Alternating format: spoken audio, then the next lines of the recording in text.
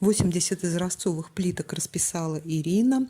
Это была плитка на камин, и нам уже вот прислали фото, такое уже предновогоднее, такая вот совершенно неожиданная для нас раскладка, по-моему, очень интересная.